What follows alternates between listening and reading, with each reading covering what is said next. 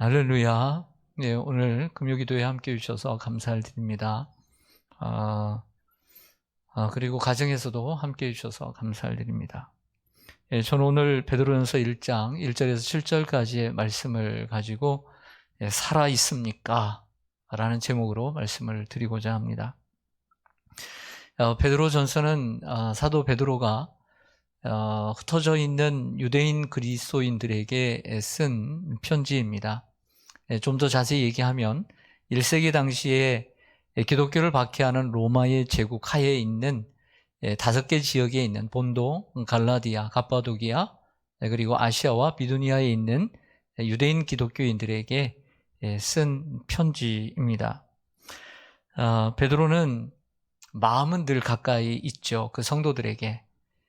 늘 마음이 가까이 있지만 이 성도들을 이 5곳에 흩어져 있는 성도들을 어떻게 다 만날 수 있겠습니까? 특별히 법적으로 만날 수 없는, 또 갈 수 없는 곳들이 2-3곳이 있었습니다. 베드로가 갈 수 있는 지역이라 할지라도 요즘처럼 쉽게 만날 수 있는 그런 형편도 아니었으니 더욱더 그의 마음이 얼마나 애달팠는지 생각할 수 있습니다. 비슷하게도 요즘 코로나19로 인해 모든 성도님들을 자주 볼 수 없고 만날 수 없습니다. 여러분들처럼 이렇게 교회에 자주 오시는 분들이야 그전과 같이 늘 볼 수 있지만 얼굴을 못 본 지 1년이 된 분들도 적지 않게 있습니다.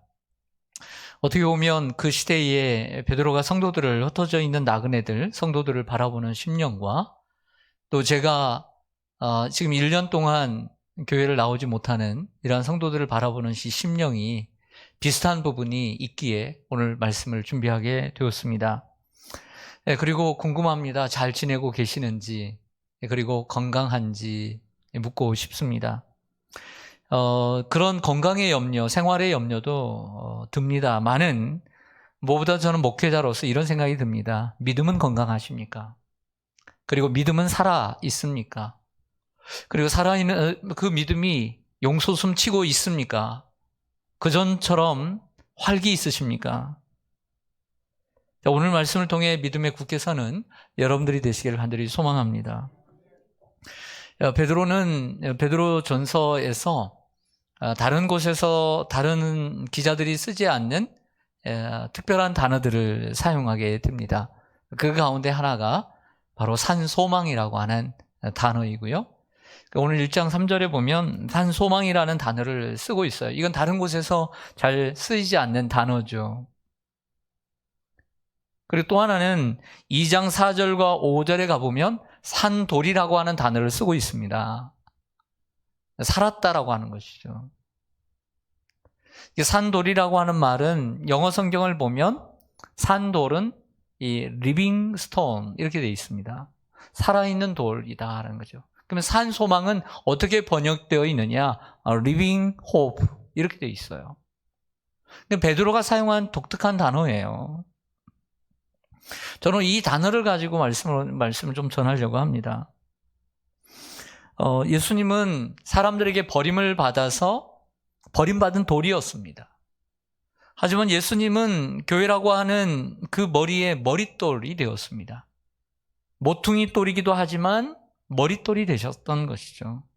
예수님은 사람들에게 버림받아 십자가에 못 박혀 죽으셨지만 모퉁이의 머릿돌이 되어 계셨습니다. 그렇게 우리는 살아있는 소망을 붙잡고 살아가는 성도 소망의 사람이 되어야 합니다. 여러분, 사람이 살았는지 죽었는지 하려면 어떻게 확인할까요? 네? 옆에 자고 있는 사람이 혹이라도 어떤 사람이 누워있는데 살아있는 거 어떻게 확인할까요? 우리는 전문적인 의료진이 아니기 때문에 의학적으로 어떻게 판단하겠습니까? 일단 깨워보는 거죠. 깨워봐서 의식이 있는지, 그리고 어디서 많이 본 것처럼 코 앞에다가 뭘 갖다 대면 뭐가 느끼는지 한번 해보고, 아니면 손에다가 맥박이 뛰는지 심장이 뛰는지 그것 보겠죠. 살아있습니까? 살아있다는 것은 맥박이 뛰고 심장이 뛴다는 것입니다. 영적으로도 마찬가지입니다. 살아있습니까? 살아있다는 걸 어떻게 우리가 알 수 있을까요? 그걸 한번 생각해 보기를 원합니다. 첫 번째는 택하심에 대한 확신이 있어야 합니다. 따라서 하겠습니다. 택하심의 확신.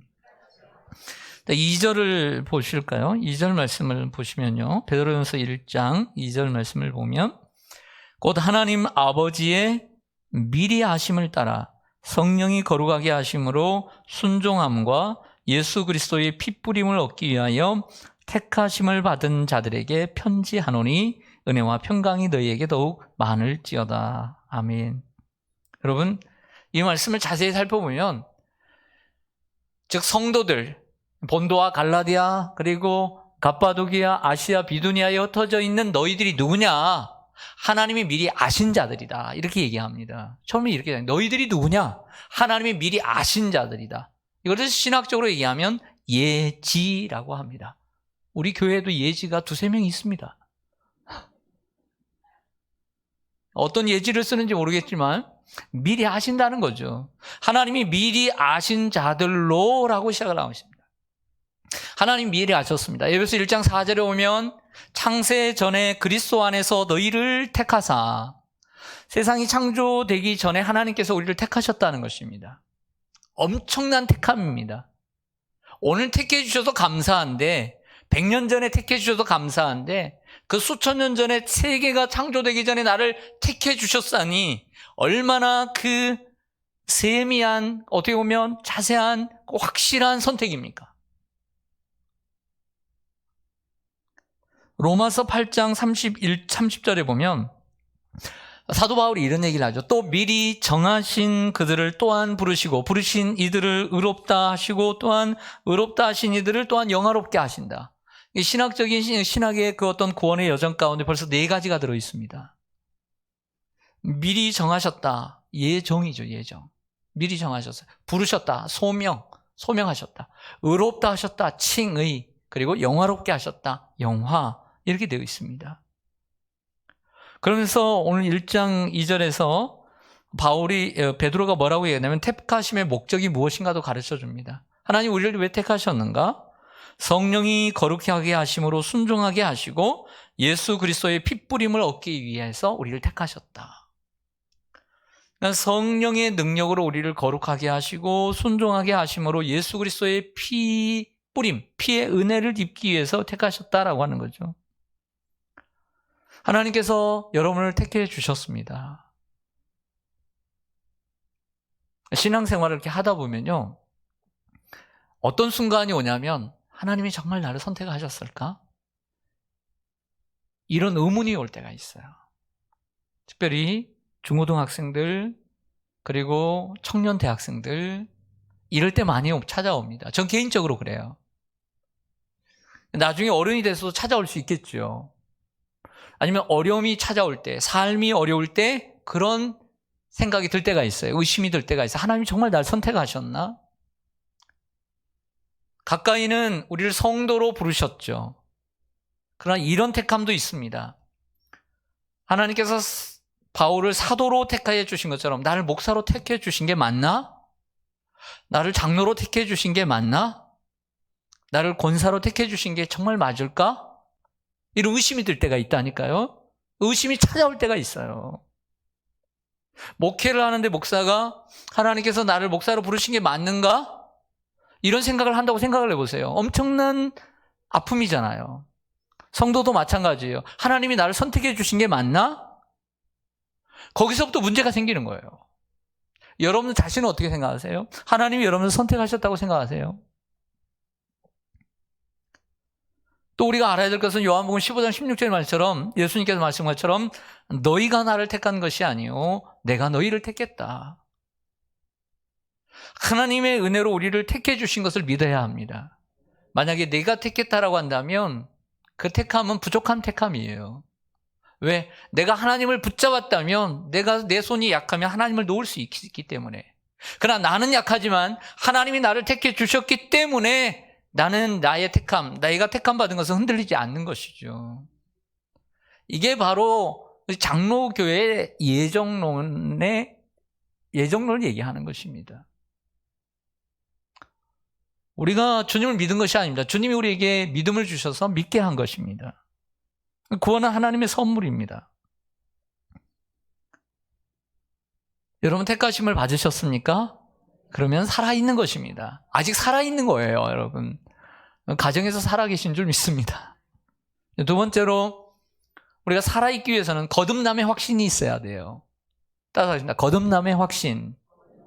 하나님께서 나를 택해 주신 것뿐만 아니라 하나님이 나를 택해 주셔서 불러주셔서 거듭나게 하셨다라고는 확신도 있어야 돼요. 3절과 4절을 한번 가보죠. 우리 주 예수 그리스도의 아버지 하나님을 뭐합니까? 찬송하리로다. 그의 많으신 긍휼대로 예수 그리스도를 죽은 자 가운데서 부활하게 하심으로 말미암아 우리를 거듭나게 하사 산 소망이 있게 하시며, 산 소망이 있는데 거듭나게 하셨기 때문에 산 소망이 있게 하시며, 썩지 않고 더럽지 않고 쇠하지 아니하는 유업을 있게 하시나니 곧 너희를 위하여 하늘에 간직하신 것이라. 아멘. 여러분, 산 소망의 기원은 어디일까요? 산 소망이 있게 하신 그 기원은 하나님이십니다. 그래서 이것을 설명하면서 우리 주 예수 그리스도 안에 있는 우리 주 예수 그리스도의 아버지 하나님을 찬송하리로다. 왜 찬송하느냐? 그 하나님의 많으신 긍휼대로 우리를 죄에서 구원하셔서 예수 그리스도의 십자가에 못 박혀 죽게 하시고 부활하게 하심으로 거듭나게 하심으로 우리에게 산 소망이 있게 하셨다. 우리는 죄로 인해서 영원히 죽은 존재이지만 하나님의 많으신 긍휼로 인해서, 은혜로 인해서, 사랑으로 인해서 하나님이 세상을 이처럼 사랑하사 독생자를 주셨으니 이는 저를 믿는 자마다 멸망치 않고 영생을 얻게 하려 하심이니라. 그러므로 이 산 소망의 시작 근원은 하나님 아버지. 그러므로 다시 반추에서 올라가면 그분께 먼저 찬송하리로다. 왜? 하나님의 많으신 긍휼대로 예수 그리스도를 이 땅에 보내셔서 영원히 죽은 우리를 대신에 죽으셔서 우리의 죄의 문제를 해결해 주시고 부활케 하시고 우리를 거듭나게 하사 산 소망, 썩지 않고 쇠하지 않고 그리고 영원한 하나님의 나라, 그 유업 천국을 있게 하는, 소망을 있게 하는, 소망을 두고 살아갈 수 있도록 하신 분이 하나님이시기에 우리는 하나님을 찬송해야 될 줄로 믿습니다. 하나님께서 예수님을 죽은 자 가운데서 살아나게 하셨습니다. 살아나게 하실 뿐만 아니라 그 죽은 자 가운데서 살리심으로 우리에게 산 소망이 되게 하신 거죠. 예수님이 우리의 산 소망인 줄로 믿습니다. 요한복음 11장 25절 이하에 예수께서 이르시되 내가 부활이요 생명이니 나를 믿는 자는 죽어도 살겠고 무릇 살아서 나를 믿는 자는 영원히 죽지 아니하리니 내가 믿느냐라고 했습니다. 산 소망이란 무엇이냐면 예수님이 우리에게 가져다 주신 소망이죠. 또 예수님 자신이 소망이기도 합니다. 그리고 그 궁극적인 소망은 바로 영원한 생명입니다. 영원한 생명. 이 영생의 소망은 그리스도인으로 하여금 우리에게 새 힘을 불어넣어 줍니다. 여러분, 소망이 있는 사람과 소망이 없는 사람의 차이점이 있겠죠. 내일에 대한 소망이 있는 사람과 없는 사람의 차이점이 있습니다.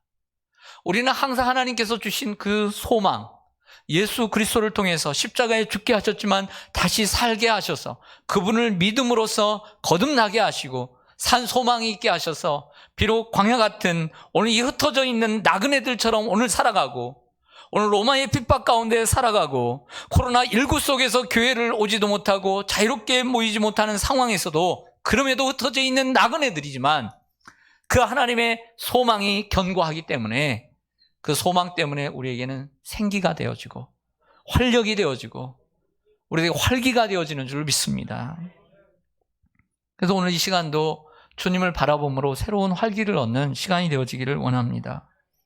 예수님께서 우리 죄를 위해서 죽으시고 십자가에 죽으시고 장사한 지 사흘 만에 다시 살아나셨습니다. 이것을 믿음으로써 우리가 거듭나게 되는 거예요. 거듭남은 예수 그리스도께서 나를 위해서 오셨습니다.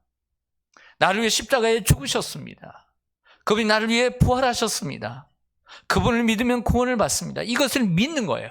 우리가 이것을 믿음으로 거듭나게 된 줄로 믿습니다. 거듭나다라고 하는 단어는 born again입니다. 태어났는데 다시 태어나는 것입니다. 로마서 6장의 말씀처럼 다시 태어나는 것은 어떻게 태어나냐면 이미 우리는 죄로 인해서 죽은 존재인데 예수님께서 우리 죄를 위해서 죽으셨어요. 십자가에 죽으셨어요. 예수 그리스도와 함께 십자가에 우리가 함께 죽는 것입니다.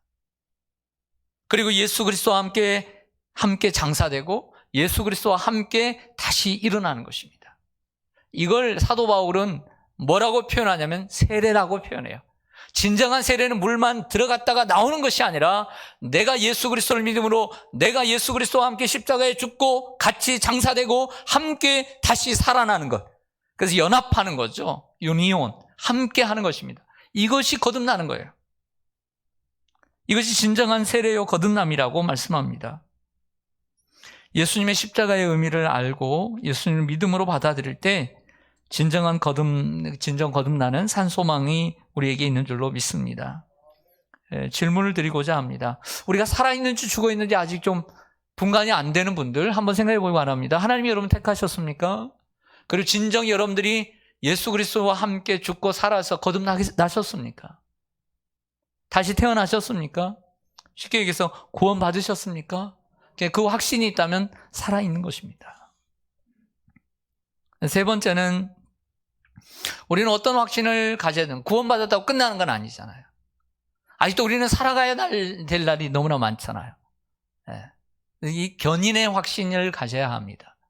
따라서 하겠습니다. 견인의 확신. 5절 말씀을 좀 보겠습니다.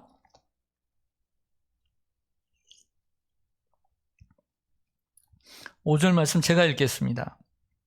너희는 말세에 나타내기로 예비하신 구원을 얻기 위하여 믿음으로 말미암아 하나님의 능력으로 무엇을 받았느니라? 보호하심을 받았느니라. 네. 말세에 나타내기로 예비하신 구원, 궁극적인 구원을 얻기 위해서 우리가 어떻게 살아야 되냐면 계속해서 믿음으로 살아야 돼요. 믿음으로 살면 하나님의 능력으로 보호하심을 받게 되는 거예요. 이것을 신학적으로 구원의 여정을 얘기할 때 성도의 견인이라고 얘기합니다. 루이스 볼 콥이라고 하는 조직신학자는 견인을 이렇게 설명합니다. 성령께서 신자의 마음속에서 하나님의 은혜의 역사를 시작하고 계속하여 마침내는 그것을 완성케 하시는 성령의 계속적 역사이다. 성도의 견인. 무슨 얘기는 하나님을 택하시고 그리고 거듭나게 하신 것으로 끝나지 않고 마지막까지 끝까지 인도하시고 보호하시고 책임져 주시는 하나님의 은혜. 이것이 견인이라고 하는 것입니다. 하나님의 자녀들은 하나님께서 끝까지 책임져 주신 줄로 믿습니다. 오늘 이 고난의 시대 가운데서도 하나님께서 나를 보호하시고 계시다. 오늘 베드로가 이 글을 쓰면서 이 본도, 갈라디아, 갑바도기아, 아시아와 비두니아에 있는 흩어져 있는 성도들이 로마의 박해와 핍박 가운데 가난과 그 어려운 가운데 어떻게 사는지 생각을 안 하고 썼겠습니까? 그들을 생각하면서 썼을 거예요. 그들이 불안한 가운데 있지만 하나님이 능력으로 보호해 주실 것을 말씀하고 있는 거죠. 그날이 올 때까지 믿음으로 살라고 얘기를 하고 있는 거죠. 사랑하는 성도 여러분, 우리가 다윗의 고백처럼 사망의 음침한 골짜기로 다닐지라도 주님께서 우리와 함께 하십니다. 시편 48편 14절의 고백처럼, 시인의 고백처럼 우리 하나님께서 우리가 죽을 때까지 인도해 주실 줄로 믿습니다. 제가 주일날 설교 드린 것처럼 하나님 우리의 필요, 우리 성도들이 어떠한 상황, 서로 각기 다른 상황이 있을지라도 그 상황, 그 처지를 너무나 잘 알고 계세요. 그리고 그 필요를 잘 알고 계실 뿐만 아니라 늘 거기에 맞게 채워주시고 또 책임져 주시는 하나님인 줄 믿습니다. 여러분들 각자의 상황도 다 다를 거예요. 하지만 하나님은 전지전능하셔서 여러분들 형편을 다 하시고 그리고 다 채워주시고 책임져 주실 줄로 믿습니다. 네 번째로 마지막으로 승리의 확신을 가져야 합니다. 따라서 하겠습니다. 승리의 확신. 6절과 7절을 보겠습니다. 6절과 7절을 보시면 그러므로 너희가 이제 여러 가지 시험으로 말미암아 잠깐 근심하게 되지 않을 수 없으나 오히려 크게 기뻐하는도다. 너희 믿음의 확실함은 풀로 연단하여도 없어질 금보다 더 귀하여 예수 그리스도께서 나타나실 때에 칭찬과 영광과 존귀를 얻게 할 것이니라. 아멘. 6절과 7절을 다시 한번 이렇게 살펴보면 베드로가 뭘 생각하고 있냐면 이렇게 얘기합니다. 너희가 여러 가지 시험을 만나거든 근심하지 않을 수 없으나 도리어 기뻐하는도다. 이런 얘기합니다. 그러니까 이 시험과 근심이라는 이야기를 단어를 쓸 때 베드로는 이 흩어져 있는 유대인 기독교인들이 그 얼마나 큰 시험들을 당하고 있는지를 생각을 전제하고 썼다고 생각해요. 그들이 여러 가지 시험을 만나고 갖가지 시험을 만나고 있다는 걸 알고 있었어요. 그것을 전제하고 쓰는 거예요. 그리고 혹시 시험이 찾아오면 근심이 찾아오는 것을 잘 알고 얘기하고 있는 거예요. 그런데 뭐라고 얘기하냐면 그렇지만 너희들이 오히려 크게 기뻐하는도다. 기뻐해야 한다가 아니라 너희들이 참 기뻐하고 있구나. 이렇게 얘기하고 있는 거예요. 얼마나 그들의 믿음이 대단한지 몰라요.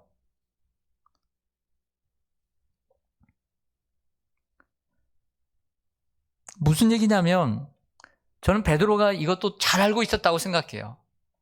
참 예수님의 수제자 가운데 수제자 아닙니까? 그런데도 불구하고 어떤 반장격인데 주장격인데 그럼에도 불구하고 얼마나 나서기 좋아하고 그랬던 베드로가 얼마나 자주 넘어졌습니까? 시험도 많이 당해봤습니다. 넘어지기도 많이 했습니다. 근심이 찾아오기도 했습니다. 잘하는 사람이었습니다. 그러나 여러분 이 모든 일은 그 7절로 가보면 결국 이것이 시험과 근심이 무엇이냐면 우리의 믿음의 연단을 위한 과정이라고 말씀을 하고 있는 거예요. 그리고 예수님 앞에 설 때에 칭찬과 영광과 존귀를 얻게 될 기회라고 말씀을 하고 있다는 것이죠. 그러므로 우리는 시험을 만나도 잠깐 근심하게 될 수밖에 없지만 오히려 크게 기뻐해야 될 줄로 믿습니다. 이것은 바울의 말과 비슷합니다. 바울이 그 로마서 5장 3절과 4절에 보면 이렇게 얘기합니다. 다만 이뿐 아니라 우리가 환난 중에도 즐거워하나니. 바울도 기뻐한 거예요. 그러니까 본도, 갈라디아, 또 갑바도기아, 아시아, 비두니아 성도들만 기뻐한 게 아니라 바울도 기뻐해서 내가 환난 중에도 즐거워하나니. 참 대단한 거죠. 이게 어려운 거거든요. 왜냐하면 이걸 믿었기 때문이에요. 이는 환난은 인내를, 인내는 연단을, 연단은 소망을 이루는 줄 알기 때문에. 환난이 오지만 그것을 참고 견디면 인내가 되고 그 인내는 결국에는 우리의 연단, 캐릭터가 되는 거예요. 우리를 만들어주는 거죠. 그리고 그 연단이 우리에게서 참 소망이 되게 되는 거죠. 소망이 그저 이루어지는 것이 아니라 이러한 과정을 통해서 이루어지게 됨을 보여주고 있습니다. 여러분 우리가 소망을 산 소망을 가지고 살아갑니다. 그리고 영원한 생명을 바라보면서 살아가는데요. 우리가 그 날만을 또 기다리는 것도 힘든 일입니다. 그래서 이렇게 생각하시면 좋을 것 같아요. 나는 오늘 구원을 받은 백성으로 나는 오늘 살아간다. 오늘도 구원을 받는 거예요. 내일도 구원을 받는 거예요. 오늘 어떤 일이 있을지라도 나는 오늘도 구원을 받고 살아가는 거예요. 여러분도 오늘 구원을 받고 산 줄로 믿습니다. 내일 어떤 일이 벌어질지 모르지만 여러분도 구원을 받고 살아가는 거예요. 우리가 영원한 생명을 얻다면 오늘도 구원 받은 겁니까? 안 받은 겁니까? 오늘도 구원을 받는 거예요. 내일도 구원을 받는 것이죠. 성도 여러분, 오늘 베드로는 1세기 당시에 흩어져 있는 나그네들, 특별히 로마의 제국하에 흩어져 있는 본도, 갈라디아, 또 갑바도기아, 또 아시아, 비두니아 이 5개 지역에 흩어져 있는 유대인 기독교인들, 고통하고 있는 이들에게 위로하고 권면하기 위해서 편지를 쓰고 있습니다. 마찬가지로 오늘 코로나19 가운데 교회로 잘 모이지 못하지만 빈자리들이 많이 있지만 현실은 우리 한국교회 또 현실은 참 어렵습니다. 아직도 그러한 상황 가운데 있지만 모이지 못하는 우리 성도님들 그분들이 더 걱정이 됩니다. 그 상황 가운데 살아 있습니까? 라고 묻고 싶어요. 아직 살아있겠죠?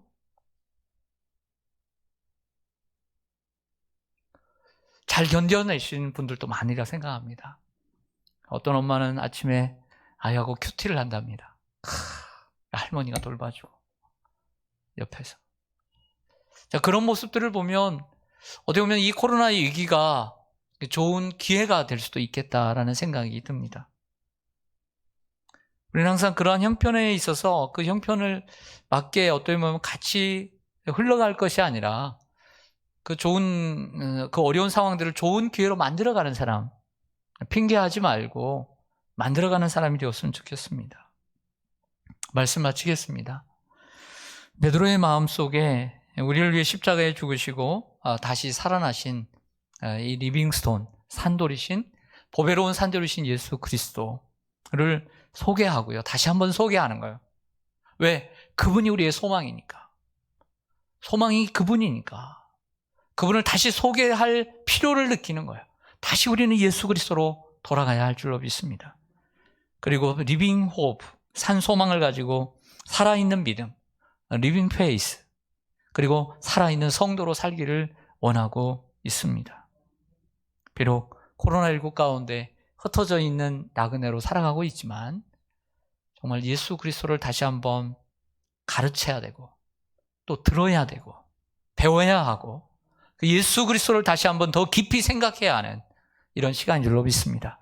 마침 이번 주 수요일이 사순절이 시작되는 제2 수요일입니다. 그리고 부활절 전날까지 40일 동안 사순절, 렌트라고 하는 사순절 40일 동안의 기간을 시작했습니다. 그리고 내일 모레는 사순절 첫 번째 주일을 맞이하게 됩니다. 325년 니케 회의로부터 지금까지 많은 교회들이 이 기간 동안은 봄의 기간이다 라고 해서 예수 그리스도를 더욱더 깊이 생각하고 또 깊이 묵상하고 십자가를 깊이 생각하는 시간들로 보냈습니다. 힘들고 어려울 때 우리의 소망은 예수 그리스도입니다. 또 즐거울 때도 예수 그리스도께서 우리의 소망이 되어 주셔야 될 줄로 믿습니다. 우리가 힘들고 어려울 때, 또 낙심될 때, 처질 때 산 소망이신 예수 그리스도를 바라보고 복음을 생각할 때 우리가 살아나고 생기를 얻고 활력을 얻고 또 활기를 띠고 우리가 또 용기를 내고 또 거기 앞에 우리의 마음이 좀 심장이 좀 더 강하게 뛸 수 있는 기회가 되시기를 간절히 소망합니다. 아멘. 기도하겠습니다.